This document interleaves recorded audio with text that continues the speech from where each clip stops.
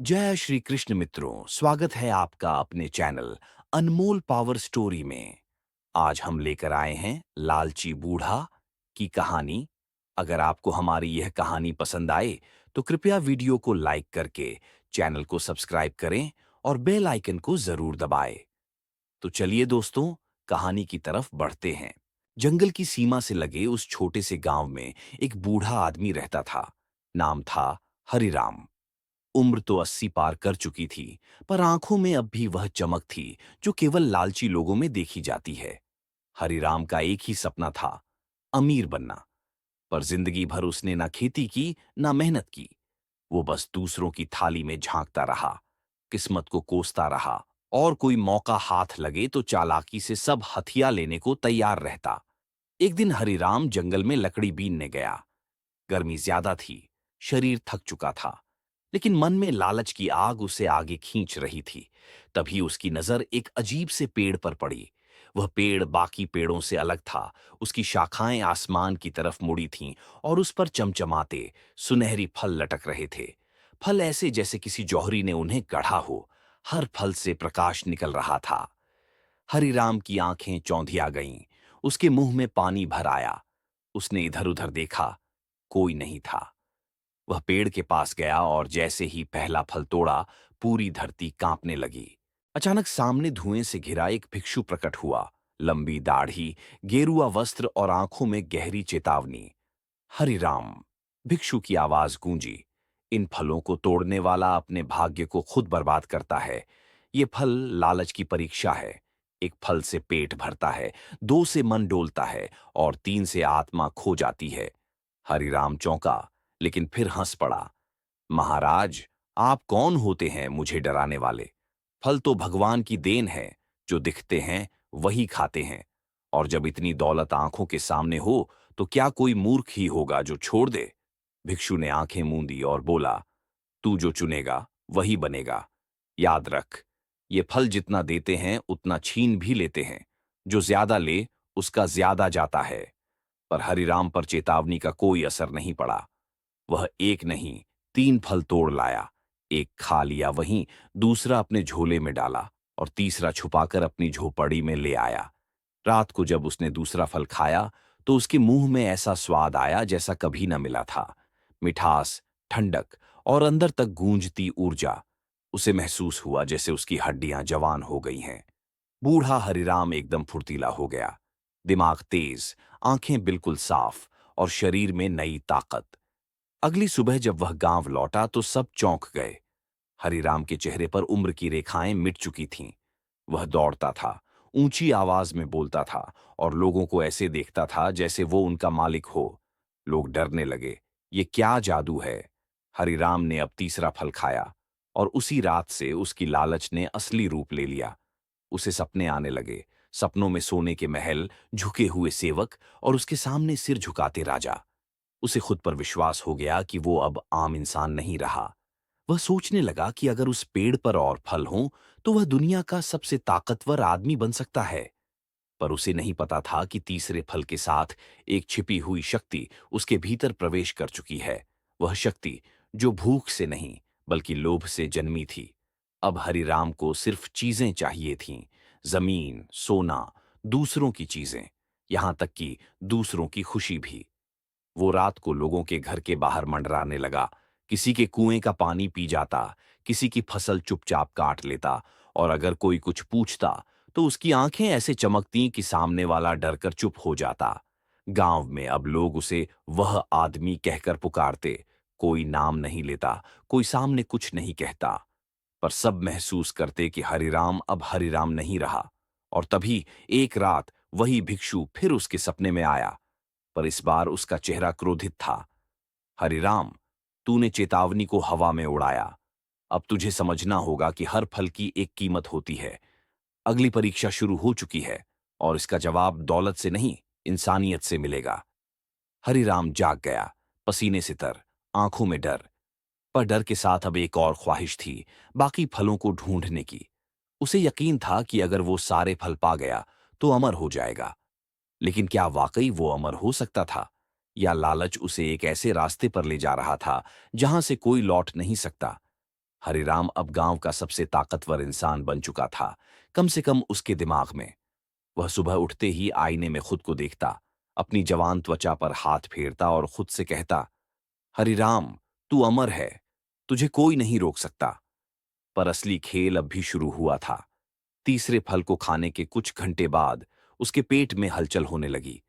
शुरू में उसने सोचा कि यह फल का असर है, शायद ज्यादा मिठास थी। लेकिन यह कोई आम बेचैनी नहीं थी, यह कुछ और था, कुछ गहरा, अजीब, खौफनाक। वह बैठा, पानी पिया, खिचड़ी खाई, पर कोई असर नहीं। भूख बढ़ती गई। ऐसा लग रहा था जैसे उसके पेट में कोई जिंदा राक्षस कुलबुला रहा हो, हर समय खाने की मांग करता और ना मिलने पर उसे दर्द देता। हरिराम ने गांव की सारी रोटियां खरीद लीं, खुद ही पूरा खाना खा गया। सब्जियां, फल, दाल, जो मिला निगल गया। लेकिन भूख वो नहीं गई, उल्टा और भड़क उठी। उसका पेट भरा हुआ था, लेकिन मन ऐसा जैसे सालों से भूखा हो। रात को उसकी हालत बिगड़ने लगी। वह पागलों की तरह अपनी झोपड़ी में घूम रहा था। तांबे के बर्तन चबाने की कोशिश की, मिट्टी तक खा ली, पर कोई राहत नहीं। उसकी आंखें लाल हो गईं, होंठ सूखने लगे और शरीर कांपने लगा। और तब उसकी झोपड़ी की दीवार से एक साया निकला, वही भिक्षु। पर अब वह सामान्य नहीं दिख रहा था। उसकी आंखें बुझी हुई थीं और चेहरा बेहद गंभीर। हरिराम, उसने धीमे स्वर में कहा, तेरी भूख अब तुझ पर नहीं, तू उस पर निर्भर हो चुका है। ये वो भूख है जो इंसान को इंसान नहीं रहने देती। कैसी भूख? हरिराम चीख पड़ा। मुझे तो बस फल चाहिए थे, ये नहीं मांगा था मैंने। भिक्षु ने उसकी ओर देखा, जैसे उसे दया आ रही हो, पर रोक भी न पा रहा हो। तूने तीसरा फल खाकर श्रापित भूख को जगा दिया। अब ये भूख सिर्फ खाना नहीं, लोगों की इच्छाएं, भावनाएं, यहां तक कि उनकी आत्माएं भी निगलना चाहेगी। क्या मतलब? हरिराम लड़खड़ाया। मतलब ये, भिक्षु बोला, कि अब तू सिर्फ रोटियों से नहीं, दूसरों के दुख, पीड़ा और असहायता से संतुष्ट होगा। तुझे तभी राहत मिलेगी जब कोई तुझसे गिड़गिड़ाए, जब कोई सब कुछ खोकर रोए और तू देखता रहे। यही है श्रापित भूख, जो पेट से नहीं, आत्मा से तृप्त होती है। हरिराम जमीन पर गिर पड़ा, लेकिन उस वक्त उसके अंदर से एक भयानक चीख निकली, जैसे उसके भीतर से कोई और बोल रहा हो, मुझे और चाहिए, कुछ भी दो, कोई भी हो, बस तृप्ति दो। अब हरिराम दिन में गांव घूमता और जहां कोई किसान अपनी फसल का जिक्र करता, वह उसे देखता और 2 दिन में ही वह खेत सूख जाता। कोई बच्चा मिठाई मांगता और अगली सुबह उसकी दुकान लुट चुकी होती। लोग अब समझने लगे थे कि यह सब हरिराम के कारण हो रहा है। उन्होंने उसे टालना शुरू कर दिया। कोई उसके पास नहीं जाता, कोई आंख नहीं मिलाता। लेकिन हरिराम को इससे फर्क नहीं पड़ता था। उसकी भूख अब गांव को खा रही थी। पर यह बस शुरुआत थी। एक दिन वह फिर जंगल की ओर बढ़ा, उसी पेड़ की खोज में। पर पेड़ तो जैसे गायब हो गया था और उसकी जगह पर एक गहरी खाई दिखाई दी, जिसके नीचे कुछ हलचल थी। हरिराम ने झांका और देखा, खाई के भीतर वही फल पड़े थे, चमकते हुए, जैसे उसका इंतजार कर रहे हों। पर अब उनके रंग गहरे हो चुके थे, सोने की जगह लाल, जैसे खून से सने हों। वहीं एक पत्थर पर कुछ लिखा था, जो भूख में गिरे वो इंसान नहीं रहता। हरिराम मुस्कुराया। वह अब इंसान नहीं बनना चाहता था। वह भूख था, वह लोभ था, और नीचे छलांग लगाते समय उसकी आंखों में सिर्फ एक ही सपना था, सब कुछ खाना, सब कुछ पाना और कभी ना रुकना। हरिराम अब भूख से पूरी तरह बेकाबू हो चुका था। वह अब न तो दिन देखता था, न रात, न इंसान की इज्जत का ख्याल करता था और न अपनी उम्र की मर्यादा का। उसके पेट की आग अब घरों की दहलीज लांघने लगी थी। जब उसकी झोपड़ी की दीवारें भी उस चीखती भूख को रोक न सकीं, तब वह बाहर निकल पड़ा, चुपचाप, दबे पांव, गांव के हर घर की रसोई तक। शुरुआत उसने छोटे घरों से की, जहां गरीब मजदूर रहते थे। रात ढलते ही वह उनके आंगन में घुसता, मिट्टी के चूल्हे के पास झुका हुआ खाली बर्तन सूंघता और अगर कहीं कुछ बचा हुआ होता तो बिना एक आवाज किए उसे खा जाता, जैसे जंगली जानवर झपटता हो। धीरे धीरे उसकी हिम्मत बढ़ी। वह अब बड़े घरों तक पहुंच गया, सेठ जी की हवेली, सरपंच का आंगन, पुजारी के मंदिर का प्रसाद। उसे न अब शर्म थी न डर। उसकी आंखें अब किसी इंसानी आंख से नहीं मिलती थीं, सिर्फ बर्तनों में झांकती थीं, कहीं कुछ खाने को दिख जाए। एक रात गांव की एक महिला ने अचानक अपने आंगन में किसी के चलने की आहट सुनी। जब वह बाहर निकली तो देखा कोई बर्तन से खाना छांट रहा था और उसकी पीठ झुकी थी, जैसे किसी जानवर की। उसने डंडा उठाया और जोर से चिल्लाई, कौन है वहां? हरिराम ने एक झटके में सिर घुमाया। उसकी आंखें जल रही थीं, मुंह पर अजीब सी चमक थी और चेहरा गीला, जैसे लार से भरा हो। और अगले ही पल वह भाग गया, पर उसके पीछे एक मरी सी गंध रह गई, भूख की। सुबह होते होते यह खबर पूरे गांव में फैल चुकी थी। कोई रात में खाना चुराता है, कुछ बोले जिन्न होगा, कुछ ने कहा भूखा भूत। लेकिन असली डर तब बैठा जब लोगों ने देखा खाना ही नहीं, उनके बच्चों के हिस्से की मिठाइयां, बुजुर्गों की दवा के साथ रखे फल और यहां तक कि मंदिर का नैवेद्य तक गायब हो रहा था। पंडित रामलाल ने कहा, यह अपशगुन है। जब कोई इंसान भोजन को अपवित्र करता है तो देवता रुष्ट हो जाते हैं। गांव वालों ने चौकसी बढ़ा दी। हर घर के बाहर लोग पहरा देने लगे। बर्तनों को भीतर ताले में रखा जाने लगा। पर भूख को कोई ताला रोक नहीं सकता। हरिराम अब चालाक हो गया था। वह अब घरों की छत से उतरता, रसोई की खिड़की से हाथ डालता, बर्तन खिसकाता और फौरन गायब हो जाता, जैसे कोई परछाई। उसका शरीर पहले से दुबला हो गया था, पर उसकी भूख और गहरी। अब वह एक साथ तीन तीन घरों से खाना चुरा लेता। गांव में रोज हंगामा मचता, मेरे घर से दूध गया, हमारे पापड़ चुराए, बच्चे के लिए रखा दलिया कोई खा गया। कुछ लोगों ने भूत भगाने वाले बाबा को बुलाया। बाबा ने झाड़ फूंक की, लोहा टांगा, नींबू मिर्च बांधी, पर हर रात कोई न कोई घर फिर लुटता। और फिर एक रात सेठ हरिदास ने अपनी छत पर पहरा दिया, हाथ में लाठी और पास में एक टोकरी जिसमें गरम रोटियां रखीं, जैसे जाल बिछा रखा हो। रात के तीसरे पहर हरिराम चुपके से छाया बनकर आया। भूख से कांपते हाथ और झुकी कमर लिए उसने टोकरी में हाथ डाला। तभी सेठ ने उसे पकड़ लिया। चोर, तू ही है वो रसोई का भूत, सेठ चिल्लाया। उसकी आवाज से लोग दौड़ पड़े, मशालें जलीं और पहली बार गांव ने देखा चोर कोई भूत नहीं, हरिराम था। लेकिन यह हरिराम पहले जैसा नहीं था। उसकी आंखों में इंसानियत की जगह सिर्फ वहशत थी। उसकी दाढ़ी बिखरी हुई, होंठ पर सड़ी रोटी के टुकड़े और पेट ऐसा फूल गया था मानो फट जाएगा। मैं भूखा हूं, हरिराम ने बस इतना कहा। उसकी आवाज कांपी, लेकिन कोई भावना नहीं थी, न शर्म न पछतावा, सिर्फ प्यास खाने की। गांव स्तब्ध रह गया। हरिराम, तू तो अमीर था, क्यों ये हालत? सरपंच ने पूछा। हरिराम कुछ नहीं बोला। उसने बस एक पत्तल उठाई, उसमें गिरे टुकड़ों को समेटा और गली में गायब हो गया। अब गांव को यकीन हो गया, ये भूख सामान्य नहीं, ये कोई श्राप है। कुछ बोले, इसे गांव से निकाल दो। कुछ बोले, पागल हो गया है ये। पर एक बुजुर्ग महिला बोली, नहीं, ये भूख किसी पेट की नहीं, किसी आत्मा की है। और उस रात गांव भर में डर का साया फैल गया, क्योंकि लोगों ने महसूस किया कि हरिराम की भूख अब उनके दरवाजे तक आ चुकी है। गांव में अब हर कोई हरिराम से डरने लगा था। घरों की दीवारें ऊंची हो रही थीं, रसोई में ताले पड़ रहे थे और माएं अपने बच्चों को समझा रही थीं, सो जा, वरना भूखा बूढ़ा आ जाएगा। पर हरिराम कोई भूत नहीं था। वह था एक श्रापित जीव, जिसका पेट किसी भी भोजन से भरता नहीं था और आत्मा अब धीरे धीरे खाली हो रही थी। गांव की सीमा पर एक टूटी फूटी झोपड़ी में रहती थी एक बूढ़ी अम्मा, गौरा अम्मा। उसकी आंखें धुंधली थीं, लेकिन हृदय इतना साफ कि फूल की तरह कोमल और दिए की तरह उजाला। उसके पास न कोई बेटा था, न बेटी, न संपत्ति, बस एक दाल की पोटली और एक चूल्हा। फिर भी वह भूखों को रोटी खिलाती थी। एक रात जब गांव के सब दरवाजे बंद थे और लोग हरिराम की भूख से कांप रहे थे, उसी समय हरिराम अम्मा की झोपड़ी के पास पहुंचा। भूख से उसकी चाल लुढ़कती थी, मुंह से झाग गिर रही थी और आंखों में इंसानियत का नामो निशान नहीं। लेकिन अम्मा दरवाजे पर बैठी थीं, जैसे उसे किसी के आने की प्रतीक्षा थी। बूढ़े, अम्मा ने धीमे से कहा, तू खाना चाहता है? हरिराम ने कुछ नहीं कहा, बस सिर हिलाया। उसकी आंखें लाल थीं और शरीर कांप रहा था। अम्मा ने अपनी पोटली खोली। उसमें बस दो सूखी रोटियां थीं, एक उसने खुद के लिए रखी और दूसरी हरिराम के आगे बढ़ा दी। हरिराम ने रोटी झपट ली और एक ही कौर में निगल गया।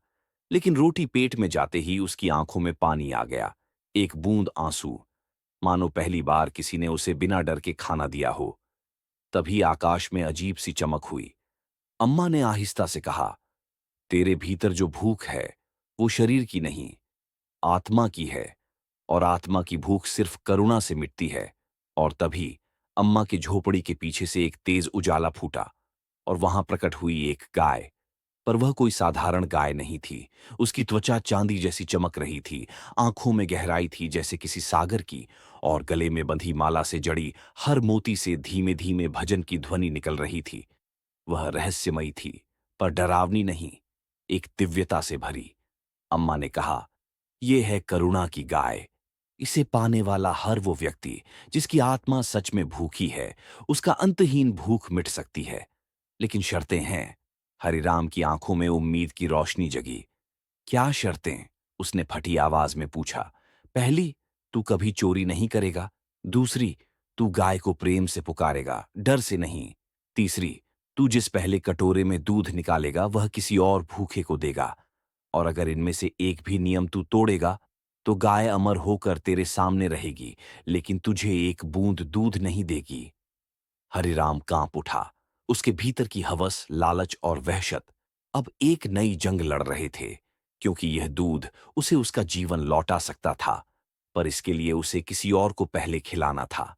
अम्मा ने उसे एक लकड़ी का पुराना कटोरा दिया जिस पर लिखा था, पहले पर आया फिर तुम्हारा।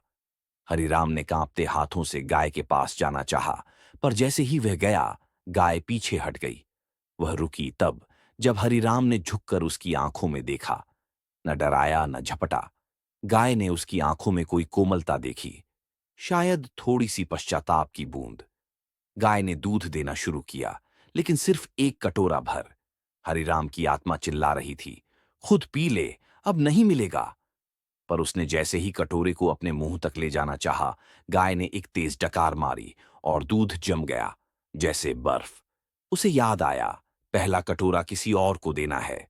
वह कांपते पैरों से बाहर निकला और झोपड़ी के बाहर एक भूखा बच्चा बैठा था, गांव का एक अनाथ जो हर रात मंदिर के पीछे सोता था। हरिराम ने कांपते हाथों से कटोरा उसकी ओर बढ़ा दिया।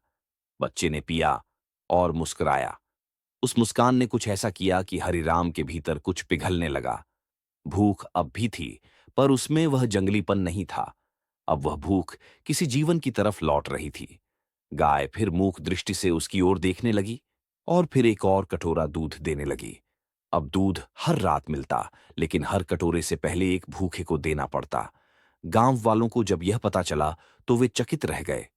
हरिराम अब हर रोज एक कटोरा गाय का दूध लेकर किसी भूखे की खोज में भटकता।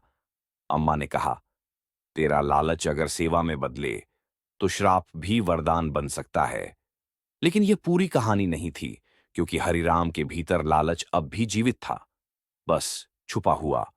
और एक दिन जब उसे लगा कि गांव में अब कोई भूखा नहीं बचा, तब उसने सोचा, अब तो पहला कटोरा मैं खुद ही पी सकता हूं।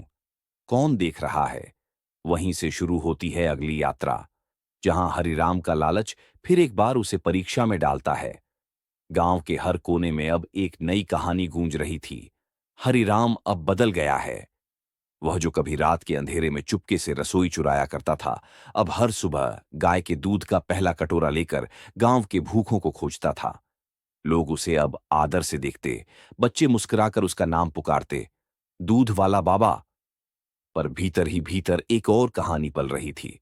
हर कटोरा जो वो देता, उसके बाद उसे मिलता अपना दूध। लेकिन हर बार पहला कटोरा देने से पहले जो छटपटाहट होती, वह अब शांत नहीं होती, वह और भड़कती। जैसे जैसे लोगों के पेट भरते, हरिराम की आत्मा की भूख लौटती। वह सोचता, अब कोई भूखा नहीं बचा तो क्यों मैं ही भूखा रहूं? अब तो दूध मेरा हक बनता है। और एक दिन, वह दिन आ गया। सुबह की हल्की धूप में जब गाय हमेशा की तरह दूध देने आई, हरिराम ने जल्दी से पहला कटोरा भरा। पर इस बार न किसी को खोजा, न कोई इंतजार किया। उसने कटोरा अपने होंठों तक ले जाया। पहली बूंद जैसे ही जुबान से लगी, दूध अचानक काला पड़ गया और कटोरे में से एक सर्प निकल पड़ा। सर्प ने फुफकारते हुए आंखों में झांका और वहीं गाय की आंखें भी बदल गईं। उसकी आंखों की कोमलता अब कठोर पत्थर जैसी हो गई थी। हरिराम डर गया। उसने कटोरा नीचे फेंका, लेकिन गाय ने कुछ नहीं कहा। वह बस धीरे से चल पड़ी, जंगल की ओर, और हरिराम को महसूस हुआ जैसे वह उसे बुला रही हो। वह कांपते हुए उसके पीछे चल पड़ा। गाय उसे उस पुराने पेड़ तक ले गई जहां सबसे पहले वो प्रकट हुई थी। वहीं अचानक जमीन कांपने लगी और पेड़ की जड़ों से बाहर निकला वही रहस्यमय भिक्षु, जिसकी चेतावनी हरिराम भूल चुका था। भिक्षु ने कहा, तू भूख से नहीं हारता, अहंकार से हारता है। तू सेवा नहीं करता, सौदा करता है। तूने दूध के बदले दया नहीं दिखाई, लालच छुपाया। अब परीक्षा का समय है। भिक्षु के एक इशारे से हरिराम जमीन में समा गया और आंख खुली तो खुद को एक वीरान मैदान में पाया, जहां न भोजन था, न पानी, न कोई और। बस वह और उसकी न खत्म होने वाली भूख। उसकी आंखों के सामने वही गाय खड़ी थी, लेकिन अब पत्थर की मूर्ति जैसी। भिक्षु की आवाज गूंजी, अब तू इस मूर्ति के सामने बैठ और तब तक प्रतीक्षा कर जब तक तेरे भीतर की भूख माफी में न बदल जाए। हर दिन हरि राम कोशिश करता, कभी पत्थर की मूर्ति को दूध देने की विनती करता, कभी जमीन पर रोता, कभी खुद को कोसता, लेकिन भूख बरकरार थी और हर दिन जैसे एक साल के बराबर लगता। धीरे धीरे हरिराम की आंखों से घमंड गिरने लगा। वह अब खुद से सवाल करने लगा, मैंने क्या किया था? सिर्फ भूख थी, लेकिन मैंने उसे दूसरों से बड़ा बना दिया। सेवा की जगह स्वार्थ चुना, भरोसे को तोड़ा। वह अब खुद को सजा देने लगा।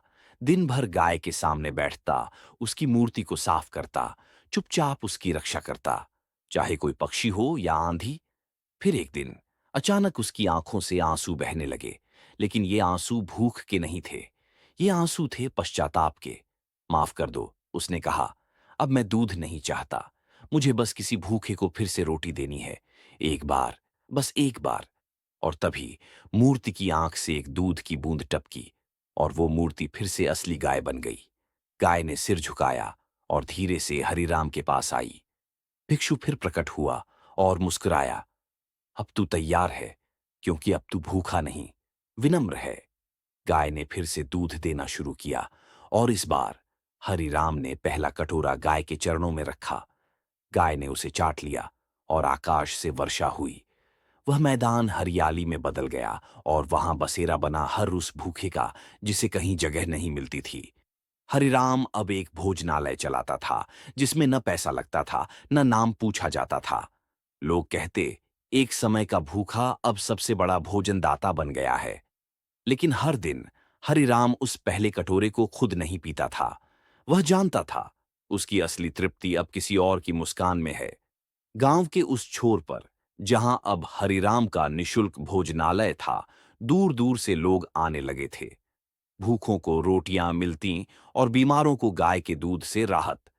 हरिराम अब शांत था। उसका चेहरा पहले से ज्यादा झुर्रियों से भरा था, लेकिन आंखों में एक अजीब सी चमक थी, जैसे हर रोटी देने से पहले कोई पुराने पाप हल्के हो जाते हों। परंतु जंगल की हवा में फिर एक बार लालच की गंध फैलने लगी। एक दिन जब सूरज डूबने को था, एक अजनबी गांव में पहुंचा। उसके चेहरे पर चालाकी थी, कपड़े फटे हुए, पर आंखों में कुछ और ही इरादा। उसने चुपचाप भोजनालय में बैठकर खाना खाया, हरिराम से कोई बात नहीं की। लेकिन जब गाय दूध देने आई, उसकी आंखें चमक उठीं। रात को सब सो गए थे, तभी वह चोर खामोशी से गाय की रस्सी खोलने लगा। पर जैसे ही वह गाय के पास पहुंचा, गाय की आंखों से तेज रोशनी फूटी। वह अजनबी जमीन पर गिर पड़ा। उसकी आंखों के सामने अंधेरा छा गया। गाय की आंखें अब शांत थीं, लेकिन उनके भीतर एक गहरा सवाल था। हरिराम दौड़ता हुआ आया और जैसे ही उसने उस चोर को देखा, वह पहचान गया। तू, भोलानाथ, मेरा बचपन का दोस्त, तू ही तो था जो बचपन में मेरे लिए रोटियां चुराया करता था। पर आज तू खुद को भूल गया। भोलानाथ कांपते हुए बोला, मुझे माफ कर दे हरिराम। मुझे लगा ये गाय तुझे अमीर बना रही है। मैं भी चाहता था भाग्य बदलना, पर तू तो खुद सबसे बड़ा दाता बन गया। हरिराम की आंखों से आंसू गिर पड़े। उसने भोलानाथ को गले लगाया और कहा, भाग्य बदलना है तो पहले खुद बदलना पड़ता है। मैं भी कभी तेरे जैसा ही था, और इस गाय ने मुझे नहीं, मेरे भीतर की भूख को बदला है। गाय उनके पास आई और इस बार उसने दोनों के सामने सिर झुकाया। गाय की आंखों से एक चमक निकली और आकाश से बारिश गिरने लगी, हल्की ठंडी, जैसे कोई आशीर्वाद। हरिराम ने कहा, अब समय आ गया है। उसने गाय की पीठ पर हाथ फेरा और बोला, तूने मुझे जितना दिया उसका कोई मोल नहीं। अब तू आजाद है। और तभी गाय की देह से प्रकाश फूटा और वह धीरे धीरे आकाश में विलीन हो गई। गांव वालों की आंखों में आंसू थे, लेकिन किसी के भी दिल में खालीपन नहीं था। उसी क्षण हरिराम की भूख, जो वर्षों से कभी शांत नहीं हुई थी, अचानक गायब हो गई। वह मुस्कुराया, पहली बार बिना किसी बेचैनी के। उसने आकाश की ओर देखा और कहा, अब मेरी भूख नहीं रही, सिर्फ संतोष है। भोलानाथ ने अपने घुटनों पर गिरकर माफी मांगी और हरिराम ने कहा, अब तू भी सेवा कर, जैसे मुझे मौका मिला था। उस दिन से गांव का भोजनालय दो लोगों द्वारा चलाया जाने लगा। हरिराम और भोलानाथ, दोनों जो भूख के शिकार थे, अब भूखों के रक्षक बन चुके थे। और उस स्थान पर जहां गाय आखिरी बार खड़ी थी, वहां अचानक एक नन्हा पौधा उग आया और सुबह तक वह एक छोटा पेड़ बन चुका था, जिसके पत्ते दूध जैसे सफेद थे। गांव वाले कहते हैं, उस पेड़ के नीचे बैठने वाले को आत्मिक तृप्ति मिलती है। लोग आते हैं, रोटियां खाते हैं, पानी पीते हैं और उस पेड़ की छांव में कुछ देर बैठते हैं, क्योंकि वहां भूख की जगह अब पश्चाताप है और पश्चाताप की जगह मुक्ति। अगर आपको यह कहानी पसंद आई हो तो इसे लाइक और शेयर करें। हमारे चैनल अनमोल पावर स्टोरी को सब्सक्राइब करना ना भूलें और बेल आइकन को दबाएं, ताकि आपको हमारी सभी नई कहानियों की जानकारी मिल सके। धन्यवाद। फिर मिलेंगे एक नई रोचक कहानी के साथ। जय श्री कृष्णा।